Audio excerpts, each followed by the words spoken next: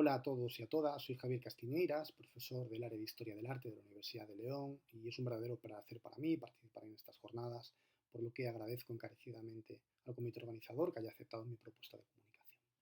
Esta lleva por título The Castlevania Hogwarts Legacy, el mito del castillo gótico en el videojuego, y en ella propongo el estudio de esta particular tipología arquitectónica en el medio virtual, teniendo en cuenta todo el legado previo, ¿no?, que ha conformado la idea de castillo bajo medieval en el imaginario contemporáneo. Por supuesto, para ello debemos partir de la propia realidad histórica y en términos de visualidad, estrictamente de visualidad, nuestro conocimiento de los castillos medievales tiene al menos una doble vía, ¿no? De una parte, lo más evidente, el castillo en sí mismo, ya sea a partir de vestigios arqueológicos o de hitos arquitectónicos mejor conservados, como es el caso del castillo de Pambre en Lugo que tienen proyectado en pantalla. La segunda de las vías es la propia cultura visual medieval, donde vemos recreaciones, visiones más o menos utópicas o visiones más o menos reales de la idea de castillo bajo medieval, ¿no?, como bien atestigua eh, estas muy ricas horas del Duque de Berry con las fortificaciones parisinas como telón de fondo.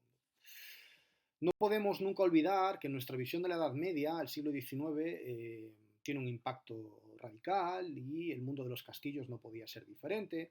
Y ya sea por medio de la construcción de obras ex novo, como el célebre castillo de Neuschwanstein, o por la modificación radical en estilo de otras fortificaciones previas, como el Alcázar de Toledo, el siglo XIX y la arquitectura neogótica particularmente también supone un filtro muy claro en la idea de castillo que el videojuego va a heredar, ¿no? Y bueno, que sirva como una muestra más o menos anecdótica esta decoración como telón de fondo de Superpunk, donde vemos el propio Alcázar del que acabamos de hablar. En este veloz repaso por los condicionantes previos que van a moldear la idea de castillo en el medio videolúdico, por supuesto la literatura tiene un papel fundamental, ¿no? Y desde el Castillo de Otranto a finales del XVIII hasta el mucho más conocido Castillo de Drácula en Bram Stoker, el castillo, heredando los ideales de subjetividad romántica, se va resemantizando como un espacio en ruinas, elegíaco, un espacio para el horror, una idea de castillo asociada al horror que el videojuego va a emplear muy habitualmente, y también otros medios de la cultura visual contemporánea, como el propio cine o también el cómic, como se ve en esta extraordinaria, ¿no?, viñeta de El Hellboy de Mike Mignola. El castillo de Drácula creo que nos permite poner el pie de manera firme ya en el sector del videojuego, ya que un título de enorme éxito y enormemente referencial, como Castlevania en el año 86, indudablemente hereda, ¿no?, esta idea de arquitectura neogótica, ¿no?, con ese filtro del horror muy claro, ¿no?, y muy evidente. A partir de Castlevania podemos hacer un repaso por obras más o menos antiguas, como Super Ghouls and Ghosts del año 91, hasta ejercicios mucho más recientes, ¿no?, como el Resident Evil Village del año 2021, donde vemos constantes diálogos con esta manera de entender la arquitectura acastillada, con esta visión subjetiva donde se potencia la idea del horror. Quizá un punto y aparte merezca el castillo de Hyrule, ¿no?, de Zelda Breath of the Wild, donde en último término lo que estamos viendo es el penúltimo de los capítulos de la más famosa readaptación de un castillo que ha hecho la imaginería del siglo XX, y no me refiero a un castillo 100% real, que también, sino a el logotipo, ¿no?, de la compañía o una de las compañías más célebres del capitalismo del siglo XX, ¿no?, como es Disney, donde vemos esa silueta, ¿no?, ese skyline tan marcado por los elementos torreados que ya veíamos en la propia arquitectura neo y que ha heredado indiscutiblemente la obra de Nintendo. Son muchísimos los ejemplos que se podrían haber invocado, pero hasta este punto lo que quisiera subrayar es cómo el castillo del mundo del videojuego no solo mira directamente a la realidad histórica de los siglos XIII, XIV y XV, sino que tiene muy presente, quizá más de hecho, todas las cesuras, todos los limitantes que suponen las visiones subjetivas de los neogóticos y del mundo del romanticismo, que también estaban en la base de la readaptación del castillo del mundo de la literatura, del mundo del cómico, del mundo del cine.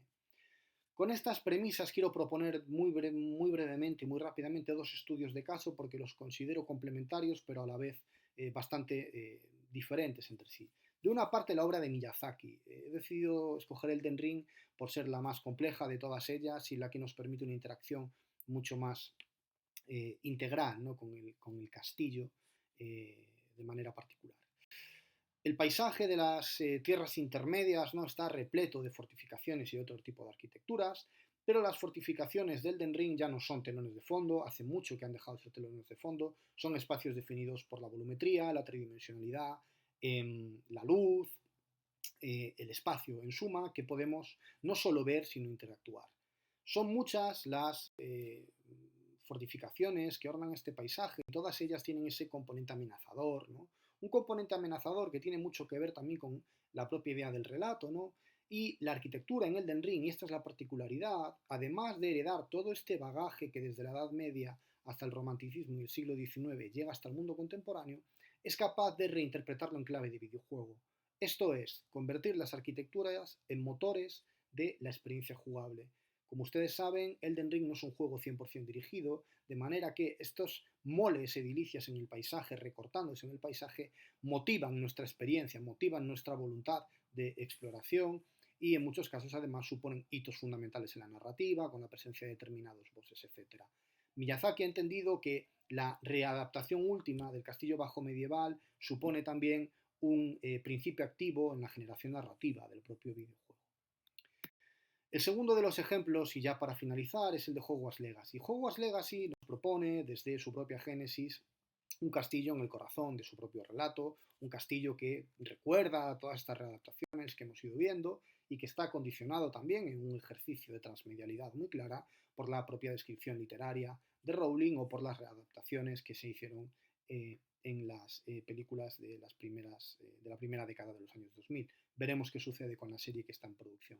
Pero lo que me interesa especialmente del Hogwarts del videojuego es que nos permite comprender, como posiblemente nunca hasta ahora, una dicotomía muy propia de la Baja Edad Media, que aunque sea un castillo ficcional nos permite comprender a lo mejor ciertos ambientes. Me refiero a la dualidad entre fortaleza y palacio. Y frente a esa imponente visión externa de las torres de Hogwarts, lo que nos encontramos en el interior es un lujosísimo espacio que desarrolla algunas de las formulaciones edilicias de la última Edad Media del mundo británico y también, por qué no decirlo, de las readaptaciones decimonónicas de la arquitectura victoriana, ya sea en estos espacios interiores o en estos fabulosos claustros o incluso en los vitrales, ¿no? Donde vemos que se readapta la propia mitología del universo de J.K. Rowling, ¿no? A este nuevo medio videolúdico. El principio de interactividad de un juego de mundo abierto, ¿no? Como es el propio Hogwarts Legacy, nos permite interactuar de estas estancias, ¿no? Con estas estancias de una manera que no nos permitía ningún otro medio artístico y que hacen este principio de interactividad uno de los elementos más interesantes para poder estudiar la arquitectura a través del videojuego. Para finalizar, y ya habiéndome pasado del tiempo estipulado, no puedo olvidarme de la nueva versión del Castillo de Hyrule que llegará en unas semanas y que a buen seguro nos permitirá llegar a nuevos horizontes en esta línea de investigación, que aquí solo pretende mostrarse al público, plantear futuras líneas de trabajo que estoy seguro que en un futuro podrán dar muchas alegrías, ¿no? A los estudios específicos de historia del arte aplicados a los videojuegos. Sin más, les pido disculpas por haberme excedido y les doy las gracias.